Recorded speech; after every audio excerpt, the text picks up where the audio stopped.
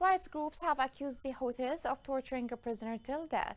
The family of a prisoner found his body in Sana'a hospital more than 2 years after his death.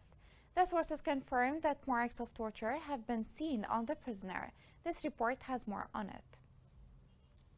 Humanitarian violations against civilians and journalists have been increased and required powerful authorities' intervention. A Yemeni human rights group and relatives have accused the Iran-backed Houthi of torturing and killing a prisoner of war and then for years concealing his death from family. The Yemeni Network for Rights and Freedoms said that Omar Ahmed al-Sami'i, a Yemeni government fighter seized from a battlefield in the province of Sada in 2018, was mercilessly tortured before being murdered. The militia group later told his family that he was being held in jail, but when his parents traveled from Taiz city to Sana'a to see their son, the Houthis escorted them to 48 Model Hospital and showed them his body. It was then that the relatives spotted clear signs of torture. A medical report showed that As-Sami'i has passed away on November 16, 2020.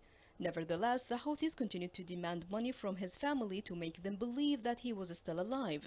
According to the network, when Omar was in jail, the Houthi jail superintendent repeatedly asked the victim's family for expenditures for their son Omar, despite the fact that Omar has died 2 years ago as a consequence of electric shock torture. Meanwhile, Reporters Without Borders (RSF) warned that 3 Yemeni journalists jailed by the Houthis could soon die after being placed in solitary confinement and tortured for weeks. The threesome among 4 journalists sentenced to death by a Houthi-run court 2 years ago and had been separated from other prisoners and beaten, and it urged international mediators to assist in their release. Houthi violations have reached Yemeni civilians and also pressed representatives using reporters as hostages to gain leverage in negotiations. Calls and efforts for calm and peace are what the people and the international voices demand regarding renewing the truce.